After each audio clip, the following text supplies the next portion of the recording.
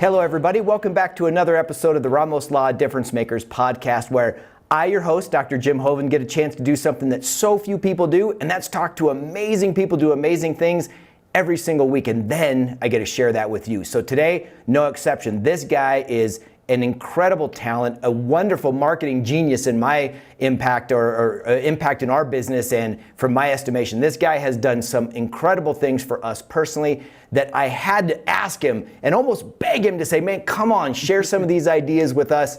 And so you're going to want to listen to this, whether you are an entrepreneur, whether you're involved in a civic organization, philanthropic group, anybody that has a message to get out, you will get value from today's episode. So I don't want to spend any more time leading up to it. I want to get into it with my amazing guest, Mr. Eddie Maalouf. Eddie, welcome to the show. Thanks so much for having me, Jim. I appreciate you. So I'll tell you what, man, I think about the time that we met each other, which has been last December when we met in person at an event that you were speaking at. And I was just so blown away by not only your knowledge, but the way that you were presenting it from your heart and from your mind. It was really fascinating, which led me to come up and meet you. And then it worked out for you to work with us as a business. I'm interested to know, were you always into this whole digital marketing thing, or where did your background take you into where you became such an expert, so specialized in helping get a message out? Great. So love that question. Let me go back a little bit. So for reference for everyone listening, I'm 28 right now, just to kind of have a little perspective here.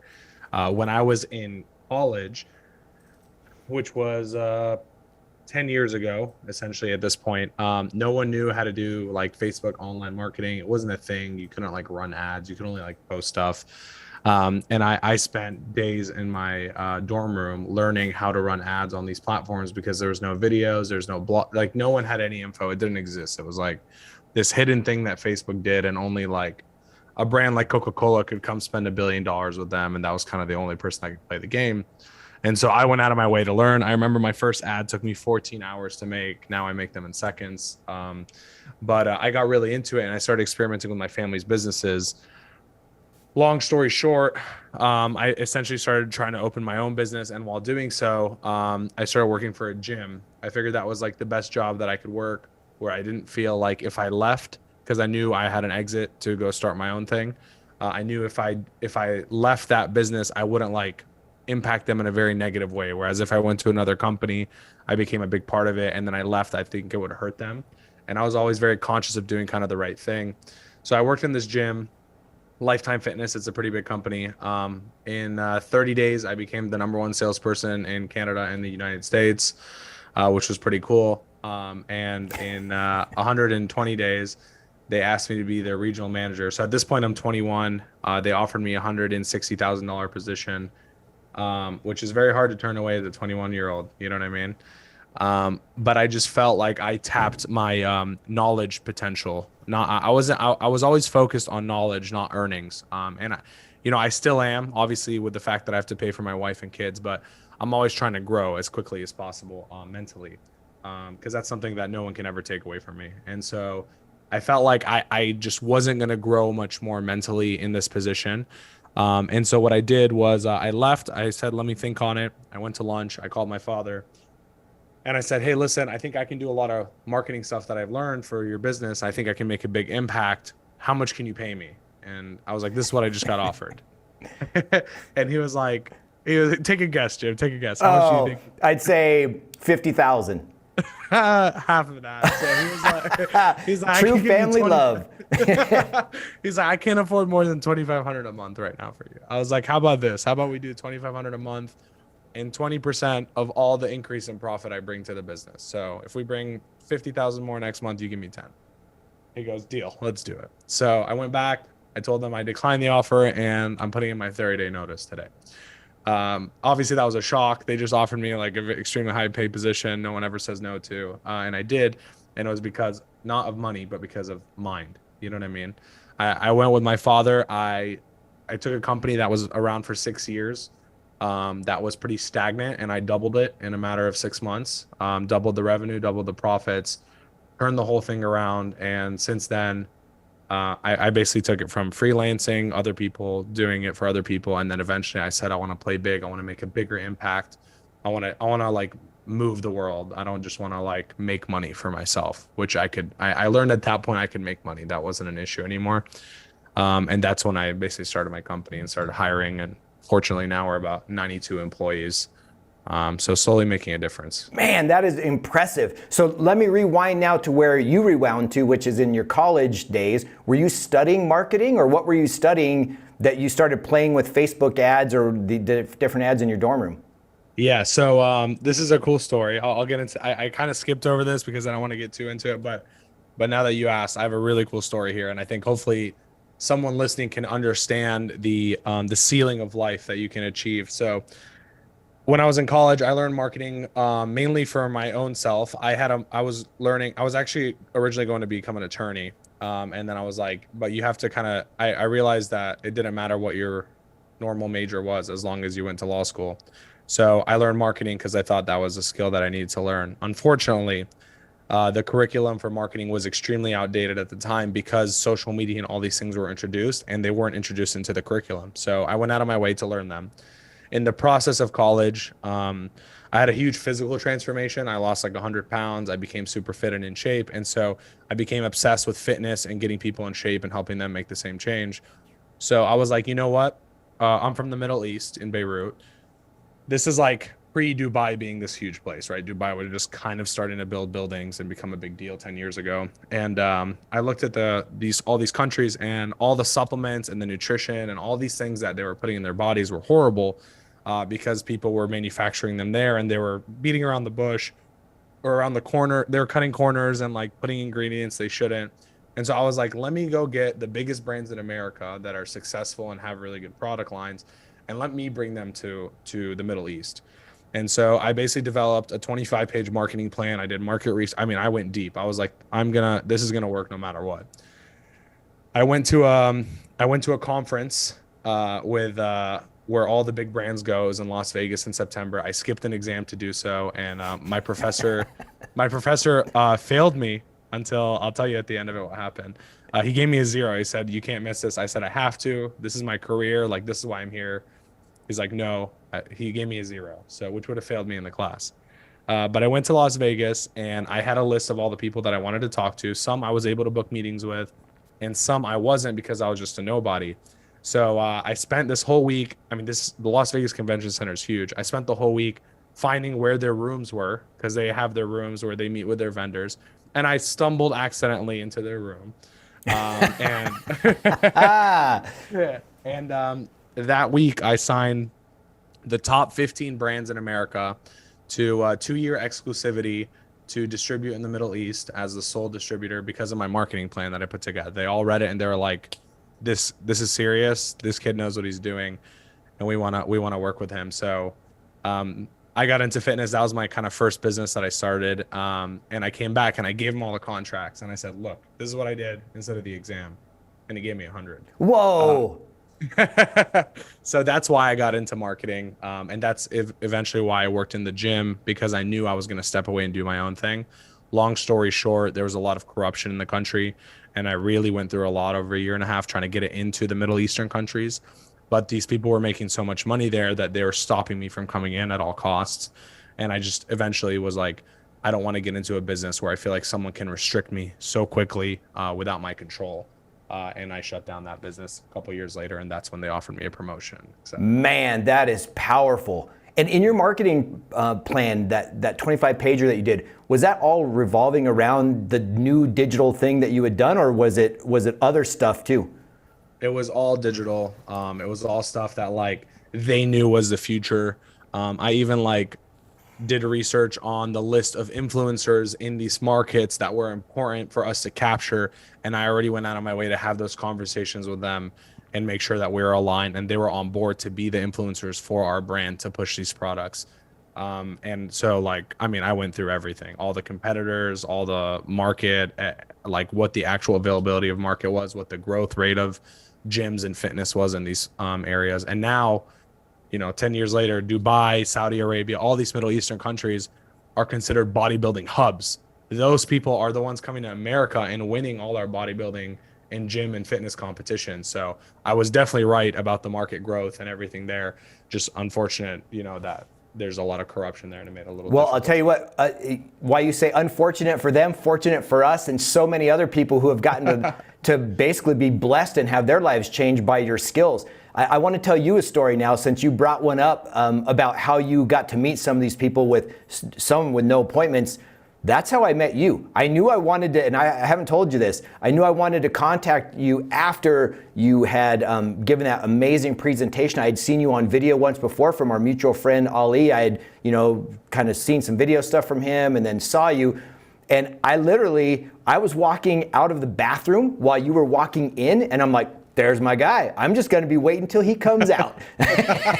So I was kind of just lurking about, minding my own business. And when you came out, that's when I came and approached you in that hallway. So awesome. I have one of those stories, and it's with you. But I want to go now into something that you've just inspired me. And I hope that people listening are getting a hold of this. Like, your success is based on your skill set, but also your preparation. It's clear in talking for 10 minutes that you take stuff serious. And I know from working with you and our team, how you go about your business. Talk about the need to prepare in anything in your life, no matter what you're doing, if you're going to be great, how you think about that, and how you structure that out to make it a really meaningful exercise.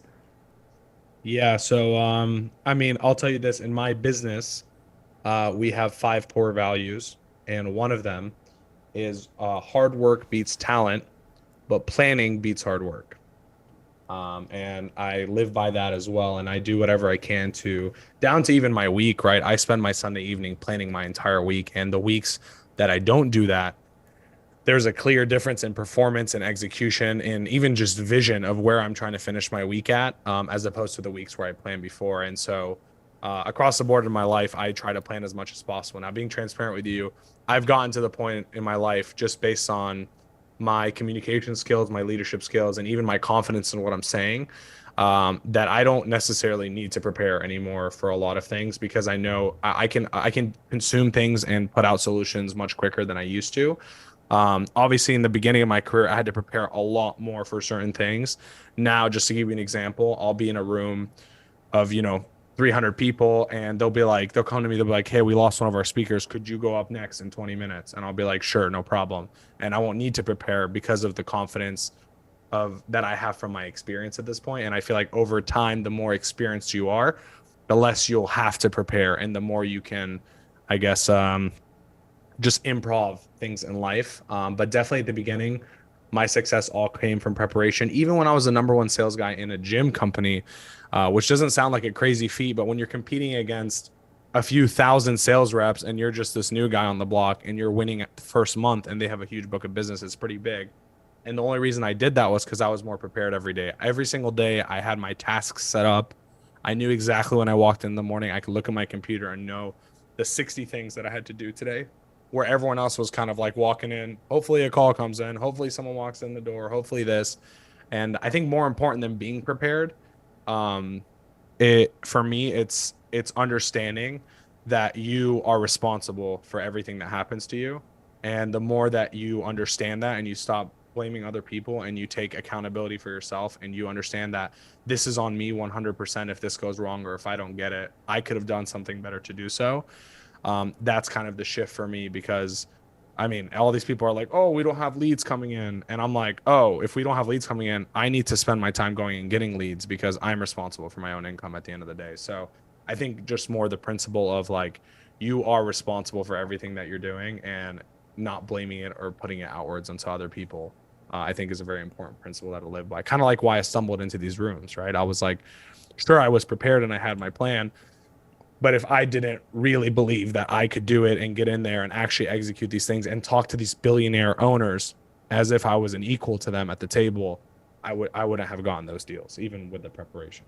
Did you find this interesting question? Did you find that your youth, because you're not even in your prime yet, right? You still got so much going on. But 10 years ago, did you find that when you're 21 years old or whatever, was your youth an advantage because the market was so new, or was your youth a disadvantage? And I say that because when I graduated from chiropractic school, I was 24. They called me Doogie Howser. Now that may not mean anything to you, but Doogie Howser was a TV show of this kid doctor, right? And he had to try to do things to look older, but he was really smart and all this stuff. So I got the kind of like, I had to overcome it. I had to figure out ways that my youth was like, hey man, just think I know the latest stuff. I just got out of school. I got all the energy. So yeah, I may not be old and have all the experience, but I've got all the newest.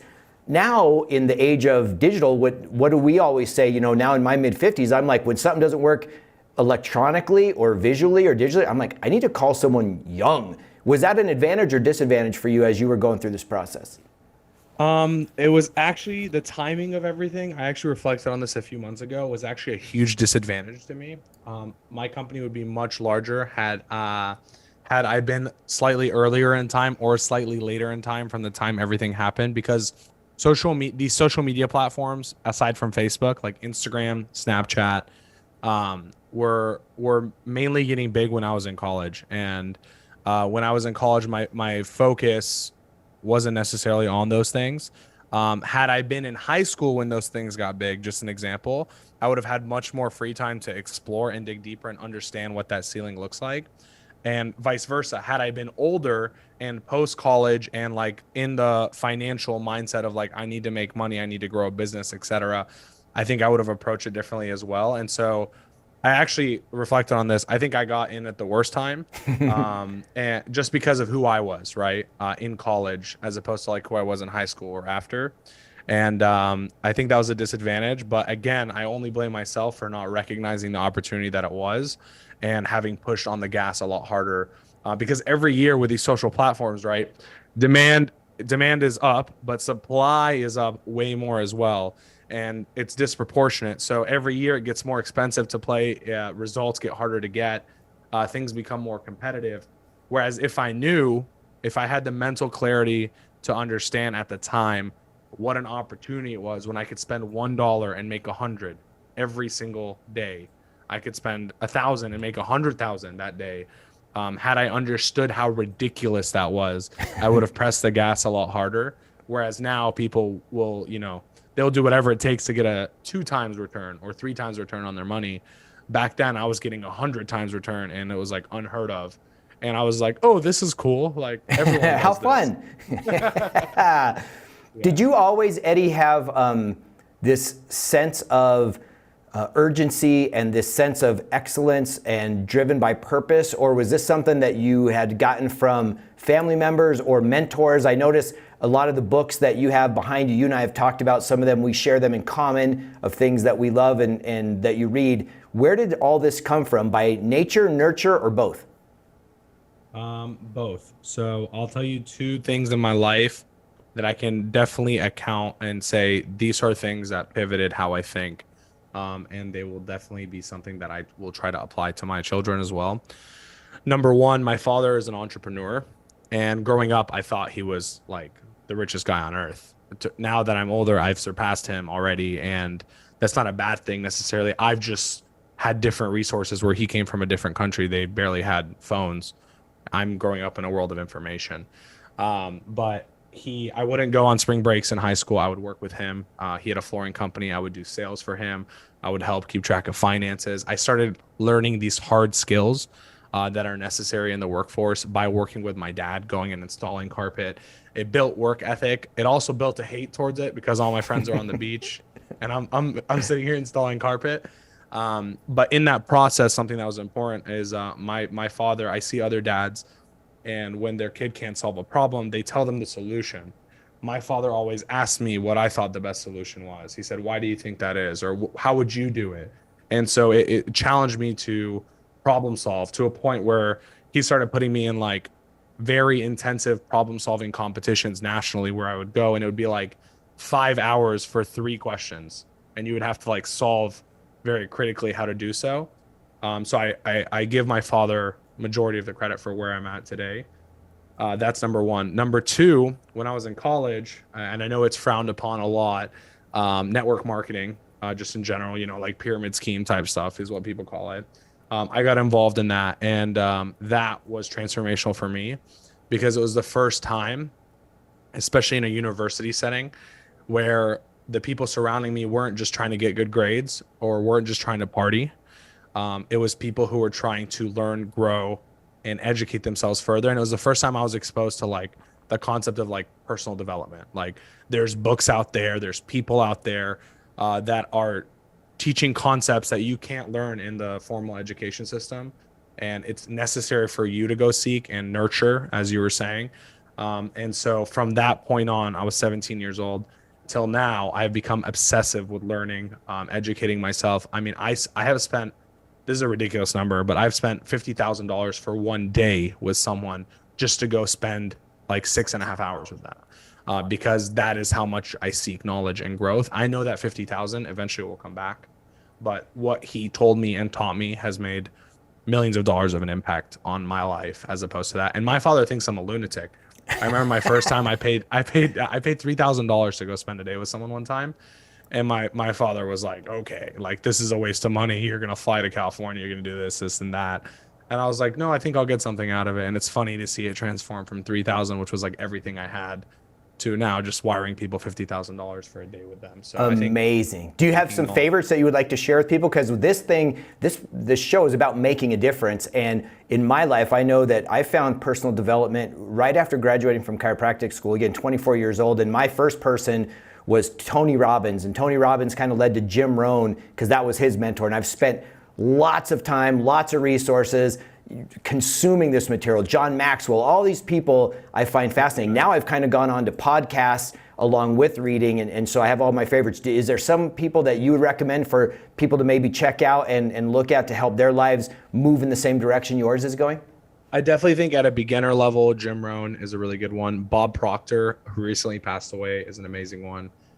He teaches the law of attraction, which to me has shaped my entire life. And for those that don't know, it's essentially that you put out a frequency, the universe returns that frequency, and you can attract things into your life, obviously with action, not just sitting and imagining things and they happen.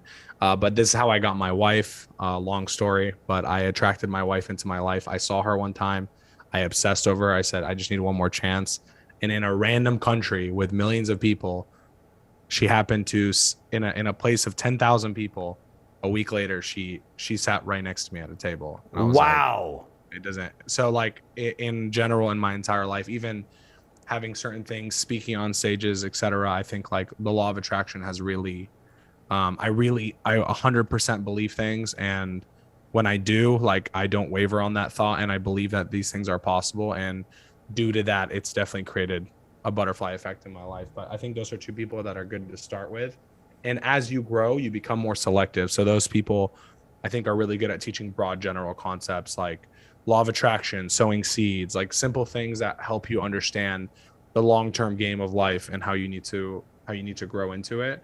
But as you grow, you start becoming more selective. Like right now, I need to sharpen my finance skills, for example. So most of the books I'm reading are finance, and you need to grow to get to the mental clarity to understand what you really need to start focusing on. And there's seasons. So depending on the time, I'm focusing on different subjects and topics because that's what I'm trying to sharpen. Beautiful. Now I want to kind of transition a little bit into the business side. You said that you have 92 people roughly. Yep. And you are in how many businesses are you guys, how many clients do you guys have? Because you've grown massively very quickly. Across the board, not including students, or like consulting, from our company, we probably actively manage maybe like 180 clients right now. See, and that's impressive. And the reason that I asked that is because I know our relationship with you, and you were just so kind to give and give and give of yourself, where you helped us train people. And I know that you have self-guided study course, over 70 hours that people can take and learn some of this stuff to build their brands, their businesses or personal brands. You have all these things. In all of that, what have you found? Because I want to delve into that in a minute, but while we're on the personal development side, have you found the important role of, and you use the term self-reflection, and maybe this is the same, but meditation, unplugging, work-life balance, has any of that hit you yet? Because at 28, I feel different now at 55 than I did at 28. So I'm interested from a guy that's really hard charging, but yet very conscientious about how you do what you do. Where does that internal growth, not personal side, but almost emotional or spiritual side or regeneration, what part does that play in an entrepreneur's life, especially at your level? Yeah, it's super necessary. I think the problem is a lot of times we catch ourselves running and running and running and running. And if you imagine like a football game, right? There's a reason why there's the players on the field doing the actions, and then there's people up top in the box viewing it from a different perspective, with no bias and understanding what is actually happening to be able to pivot and make those decisions. And sometimes as people, we're always on the field. We're always running. We wake up, we go to work, we go to the gym, we get home, we do our laundry, we cook. Like there's just so many things in life. We're just going and going, and we're like, okay, let me just add more to my savings. We're like trying to add and build on top of all these things that we're doing financially, personally, everything. And we don't ever sit in the box. We're always on the field. And I think sometimes it's very necessary to unplug, sit in the box, meditate, whatever. Each person has their own thing. I personally have a very difficult time meditating. I like cannot free thoughts in my head. There's just so much going on. And I guess it's just who I am as a person for the last 10 years. But I do a good job now, especially with a wife and a child, separating myself from work sometimes. So like Saturdays are for them. Sundays, I'm a big football guy. I step away from work. I watch football. And at night, usually by like 7:30, I'm definitely home with my daughter. I spend 2.5 hours with her before she goes to sleep. And then if I have work to do, I do them afterwards. But what I've started when I first started personal work-life balance, I didn't have any. And I think it's totally okay to do that when you're starting because you're trying to get ahead. So like I'm working 12 hours a day, and I'm also learning 6-7 hours a day because I need to grow mentally, not just financially. And I did that for a few years, and I think that's absolutely necessary. If you want to get ahead and be the best at what you're doing, that's necessary. But you'll get to a point where you realize optimizing your 8 hours a day that you're working is more beneficial than dragging it out to 14 hours a day. You can probably do the same stuff in 8. You're just distracted by other things, and you're not giving yourself enough deep focus time to do so. And so I've been trying to be better at that at this point so that I can spend my evenings with my family, disconnecting, leaving my phone in the kitchen and spending time with them in the living room instead of just always having my phone, always being active and plugged into work. And I think it's definitely necessary to have that balance. Did you ever worry about burnout, Eddie? It sounds like you've got a handle on things now. As you were really grinding those 15 plus hour days, did you ever worry about it, think about it, feel it, or was it something that you were just so driven that you got over the hurdle and then you got to kind of tone it down so that you didn't feel that? And if you did feel it, what did you do about it? Because I know a lot of young chargers or hard chargers of any age, we need to consider that. Yeah, I think honestly, I feel more burnout now working less hours than I did when I was working 19 hours a day. And I say that because of where I was aiming. Whereas now I'm playing I guess a different game. I have 92 employees. I'm managing my team a little bit more. So the stress and the pressure that comes my way is a little bit different than it used to be. With my 19 hours a day, I was always aiming upward. And so I would know like I'm just chipping away at where I want to get to be the best at this thing. I never felt burnout. I mean, I was working. I just got off a call with my friend who was like, dude, do you remember how hard you were working? Like he came to work with me. He was my first employee. And he quit because he felt like he wasn't working because I was working so much. He's like, I just like feel bad because like I'm slowing you down. And it was just who I was at the time. And I didn't feel any burnout. And I would wake up at 5 a.m. I would work till midnight. I would go to sleep and do it again every day. And I was okay with it because I had something that I was just so hungry for that I wanted to have that I absolutely knew I could get. And I think that helped a lot. But now with a family, with kids, with 90 employees of responsibility, my plate looks a little bit different. And so it's easier to burn out on 40 hours a week now than it was at 80 hours a week, just being alone. Right. Oh, that makes sense. What a great way to sum that up. And now you have the tools. So whatever you feel, you also have the tools, the experience to know how to navigate that. And speaking of your business, you help brands grow. And again, you've helped Ramos Law grow immensely on the digital side, so good, other law firms, but you have a wide variety of industries that you're impacting.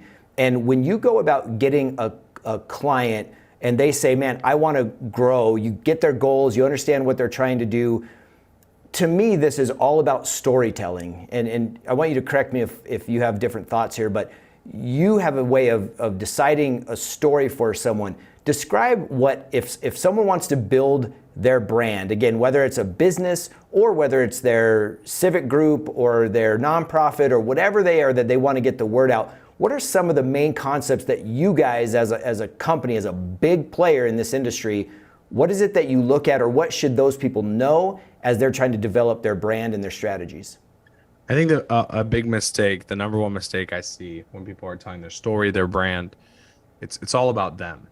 And as a listener and as a consumer, you think, what's in it for me? You don't think about the company, right? Like even in a relationship, like someone could come and be like, oh, I'm beautiful and I'm rich and I'm all these things they could list about themselves. But as the counterpart of a relationship, those things don't really matter. All that matters is like, how does that help me, and where do I get from that, and where can I give from that? And I see a lot of brands, let's call it showboating as their story. Oh, we did this and we have these amazing accomplishments, etc. And what people really resonate with is like, how can that help me? And two, how do you also help others? And it's crazy. I've taken brands and, let's call it a pet brand, for example, and they'll do $10 million a year. And the only thing that I did to take them to $15 million a year, obviously like little things here and there, but the main needle mover was, hey, why don't we donate 5% of our profits to this pet shelter and actually make an impact with the money that we're making. That one thing is more valuable than everything that they've done for the last 10 years, because people feel like they're a part of something bigger, and they feel like this brand is doing something bigger than just themselves. Little things like that go a long way. And I think it's important in our brand to understand, don't just talk about yourself, talk about what your mission is to help others. And that is what actually sticks with people. And something I love about Ramos Law, I've worked with a lot of companies, a lot of law firms. You guys have an amazing culture, honestly, like stand-up culture, stand-up people. I took a guy and I moved him from another country to Denver, Colorado to work with you guys. And he cannot stop talking about every single person in the business, from the CEO downward, the culture that you guys have, the positivity that you guys have, the empowerment that you guys create for your team. And that is why people work there. You know what I mean? They don't work there because Ramos Law has 100 employees and 35,000 square feet. I think it's even more than that. But they don't work there for those reasons. They work there, they stay there, and they work there, and they want to grow the brand itself because of the empowerment that they feel working there. Oh, and thank that's you. An important lesson. Wow, that's what an important lesson. What amazing words to hear from you. I mean, Eddie, that means so much. I do want to explore, while you were talking about the biggest thing that moved the needle on the pet company, the pet food company. I was just thinking right before you said that about this social involvement, business with a conscience, so to speak, something like that. Is the public worldwide, are they embracing that, or does the business have to do more than just say what they're going to do? Then they have to show it? Because if everyone starts saying, we give here, we give here, we give here, then does it start looking like, okay, now they're just trying to win me over by saying that they give? What's the delineating factor between being a true giving culture and using that, like you said earlier, to showboat? Oh, look how much money we donated to the blankety blank. Like it seems to me there's a fine line and an art to doing that well. Yeah, well, I think the actual answer is just actually genuinely caring about doing it. Consumers are much more educated than ever. We scroll through thousands of ads every single day. We see dozens of different companies every single day that we look at, whether it's shopping for shoes, shirts, clothes, law firms, services, whatever it is. We are so we consume so much intake right now, as opposed to what a consumer did 10 years ago. 10 years ago, I would have to go out of my way to search for something, right? I would have to go on Yahoo or AOL. I would have to type something. I would really have to dig deeper. Whereas now we are consuming, whether it's involuntarily or voluntarily, way more content, way more information, way more experiences at the same time. And consumers, from a buying perspective, are smarter than ever, and they see through all the bullshit at the end of the day. And I see that so many times. Like clever marketing techniques that used to work 10 years ago, people brush them off to the side now because they understand what is genuine and what is something where the back end benefit is there for the company, and that's what they're focused on. And it's clear when you look at companies who just put something on their site to put something on their site versus ones who are making it an actual like core value and principle of their business to give back and go out of their way and actually spend time, not just money, focused on those efforts. I think it's there's nothing bad about posting about it online and making sure people understand that that's what you're doing, because it makes people feel like they're a part of it. But I think consumers now are just more educated and they can read through it if it's not genuine. Oh, so good. Yeah. What do you think about, is there a mix that people should put if they're talking digital content of paid versus unpaid with respect to how much they should be creating? I know there's some people that say, hey man, just do one great post a week and you're good. And then there's other people that say you should be trying to get 25 or more posts a day in all these different platforms in order to be solid, and then advertise on top of that. Is there anything that you've seen in your experience that brands should look at doing in that way? Yeah. So here's how I view all of online advertising, right? So it's real estate, but digital. Okay. And as a real estate investor, you're not just looking to buy the most expensive house. You're not looking to buy the house in the nicest neighborhood. You're looking to buy the house with the most opportunity. Okay. And week to week, month to month, year to year, that changes. This neighborhood might be the one with the most opportunity because it's undervalued. Okay. And so you look for undervalued assets, and I, as a marketer, look for undervalued attention. And so the paid to organic side of things really varies on the time that we're in. So if we're talking right now, end of 2022, all these social media platforms are pushing vertical content. You guys are posting a lot more of it, reels, shorts, all these things are getting so much more attention that's undervalued. And so like, if you think about the cost of advertising, let's just say it costs us $50 to show 1,000 people an ad, right? $50 online. If I post a video for free that I didn't run an ad for, and I get 50,000 views, that's 50 times 50, that's $2,500 worth of ad spend from me just creating a video for free and posting it online. And so the opportunity cost of running an ad versus creating more organic content changes. This time last year, I would have told you 90% of your budget, 95, needs to go to paid ads. Now I would tell someone 60% of their budget should go to paid ads. And I live it myself. I pay my own internal content team $30,000 a month to run content, and I spend about $30,000 a month running ads. Last year, that proportion was like 90%, 95% paid ads to organic. And so the question varies month by month, but the principle doesn't change. And it is the fact that as a business owner and as a marketer, you need to always seek where the most undervalued attention is. And for all I know, that could be television. If everyone decides to stop advertising on television and there's a massive supply of space and not many people are buying it, that automatically brings television to the top, and now it's undervalued attention. And so now you can go and buy that, and it's a massively profitable business. Whereas, maybe 8 years ago, television was so overpriced that when social media came around, that became the undervalued attention because television was so expensive with so much supply. And that's just how I view all of marketing in general. Do you see any, this is a common question for experts like you, do you see any inkling of what quote unquote the next thing is? Because it went from this one to that one, Facebook and Instagram and TikTok has blown up and some fall by the wayside. Is there anything that you're seeing like, wow, the undervalued attention, LinkedIn, or something that maybe people even haven't heard of quite yet? There isn't anything that people haven't heard of quite yet. Maybe one, it's called Rumble. It's very similar to YouTube. And it's just like governed form of YouTube. So a lot of people that get banned on YouTube for maybe saying viewpoints that YouTube doesn't agree with, they go on to Rumble. And Rumble now has, I forgot, like hundreds of millions of people already on the platform.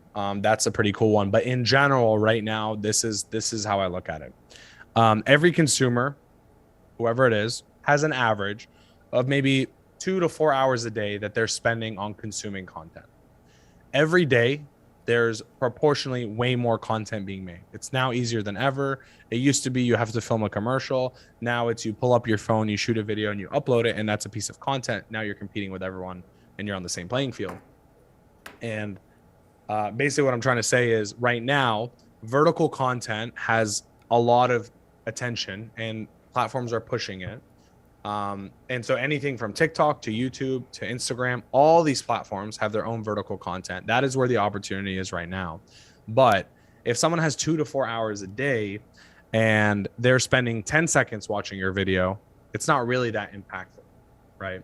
But if you can get them to watch your 10-second video, your 30-second video, be like, wow, I like that. Let me watch more. And then they go into your YouTube channel, example, and now they're watching a 10-minute video and then a 30-minute podcast, and they're just going down the rabbit hole of consuming your content. You now get to a point where you're consuming 25% of this person's daily intake of content because you're taking up 30 minutes out of their 2 hours that they have free to spend on watching things like this. Now, that is way more powerful than showing someone a million 10-second ads at the end of the day. Because they feel like they're building a genuine relationship and connection with your company and your brand. And that is why I'm investing so much money and resources and time into creating organic content right now, long form on YouTube and vertical content on all these platforms, because that will lead to them consuming my long form content and making me just higher on the totem pole and they're top of mind.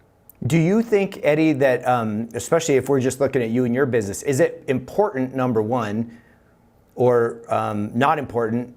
And number two, how would you do this to distinguish between a personal brand like Eddie Maalouf, here's who I am, here's this, find out about me, and then tie that to your company? Is that a big is that a big deal? Is it important? If so, why or why not? Because when I started thinking, okay, I was going to build the Jim Hoven brand for my positive impact, because that's my personal brand, is positive impact. And I wanted them to follow Jim Hoven in order to get to Ramos Law, get to FitMD, get to the other things that I was involved in. And I don't know that it worked that way. So I don't know if it's important, but what are your thoughts on that? Yeah, I think personal brand is the most important thing. Let me give you an example. I could sit here and building my company, my marketing company for years as a company without a personal brand. And I could get a client here and there, but we're just a business. We're still like very transactional. Take someone like Grant Cardone, who everyone knows. He's built a huge personal brand. And with a snap of a finger, he said, hey, I'm launching a marketing agency. Apply if you'd like to work with us. The next day, they had $900,000 of recurring revenue monthly. The next day. And that is because of his personal brand. And right now he can go and open more and more businesses, and he will fill them all with business because of his personal brand. And if you look at the most followed people, or the most followed accounts on YouTube, the most followed accounts on Instagram, on TikTok, everywhere, they're people at the end of the day. They may be people with a business, but they're people. And so that is what people want to follow. And that is what makes these online platforms so amazing, is we're bridging this gap where, like, my parents used to have to call back to the Middle East on a card and dial in like a 40-digit number and pay $4 a minute. Now they're able to transact conversations much quicker and fluidly with everyone in the world. And people just want to feel like they can connect with other people. And so I think personal brand is the most important thing. And I still tell my team, my videos are more important than the company's videos. And I always tell them that. That being said, it depends on what your strategy is as a business, right? As much as I love my personal brand and I will continue to build it forever, I can't have my company depend on my personal brand at the same time. It can be a lift, but it can't be dependent on it. And so I recognized that a couple years ago. And so we went hard on creating for media marketing content, not Eddie Maalouf content. And so now I involve my team in the content. We post other things that aren't related to me. And honestly, if you went through the page, you wouldn't even know I was a CEO, besides the fact that it's written at the top. And so I think that's also important, because you don't want your business fully depending on Jim. If something happens to Jim tomorrow, or Jim's injured, or whatever the case is, that stops the entire company. You need to plan your life in a way where your company is not fully dependent on you as a person. Otherwise, you're going to have a very stressful life, and you're going to have a lot of speed bumps along the way. Oh, Eddie, this has been so delightful, and I could keep talking for hours. And I know with where you are and your time and what's going on, I want to wrap this up, because I want to give you the time to go be with your family and do all the great things you got to do. But when you talk about for media marketing, are you guys still accepting clients? And I know you offer courses that people can take. If someone wants to learn more about building a brand, working with you, or just really finding out how to move the needle on their own business, how would they connect with you? The best place to connect with me is on Instagram. My name is Eddie Maalouf. I'm sure it's going to be on this podcast, just spelled the way it is. Don't spell it wrong because there's 40 other people imitating me. Just make sure you spell it correctly. That's the best place. You guys can message me personally. I would love to help people out. In regards to 4Media, we always have capacity, but transparently, Jim, I'm sure you know this from our conversations, we probably turn away 95 to 99% of applicants just because they're not a good fit. And even when I worked with you guys, I probably haven't told you this, but I turned away almost 20 other law firms and selected you and 2 other law firms to work with because I felt like you guys had it and you guys had a good culture and you had a good operation and you could execute the game plan that we would put in place. So very similar to the clients that we work with as well. Well, I am so blessed that you did, because not only for the business that we've gotten, but getting to know you, you've been a light in my life. Every time we talk, it makes me feel better. And so thank you for taking the time. Hey, one quick last thing as you go. Is there one piece of advice that you've either been given or learned along the way that has been fundamental in who you are, or something that you'd like to share with the audience? Yes. It does not matter what anyone says you can or cannot do. The only thing that matters is what you believe you can do. Let me give an example that's super important, how powerful our brain is. If I put 2 people in a haunted house together and one of them believed in ghosts and one of them believed that ghosts do not exist, 100%. He doesn't believe in ghosts. It's a ridiculous thing. 3 a.m, something happens, a piece of glass breaks, a plate breaks in the house. They both wake up. The person who believes there's a ghost is freaking out. Oh my gosh, there's a ghost in the house. I believe in ghosts. They're freaking out. They're having a panic situation. They're scared. They're probably not going back to sleep. The other person who doesn't believe in ghosts wakes up, hears it. Oh, must have been some wind. Let me go back to bed, closes his eyes, goes to sleep. Same situation. Nothing is different. The variables are all the same. It's all constants. The only thing different is what that person believes in their head. And once you start understanding that and operating like that in life, you can determine your outcomes. You can shape your future a lot more than anyone else makes it sound. And you can actually do whatever it is in the world you want to do. I mean, dude, Elon Musk, a dude from South Africa with no resources, is beating the government to the moon. I can't say anything else. And it all comes from the fact that he believed he could. And I bet you there was 10,000 people along the way that told him he was ridiculous. But I think that's a principle that I live by. And that is why I execute life with so much confidence, because I believe that I can do the thing that I'm going to do. That is powerful. Listen, if you've been watching this or if you've been listening to it, I don't care which way you're consuming this, you need to share it. This has been fantastic. So much more than I could have hoped for, just because of our personal connection. We got to talk about things that really matter in our lives, that if we apply the things that you talked about, that you shared, the principles of living, that will make our principles of business better, our principles of relationships better. And man, I literally, if you're watching or listening, share this, watch it again, take some notes. This is big time, game-changing stuff. So Eddie, again, thank you, my friend. I appreciate you and I love you. And I wish you nothing but success in everything you do. And you just remember, you always got a friend here in us. And thanks so much for joining today. I appreciate you, Jim. Thanks so much for having me. It was an honor.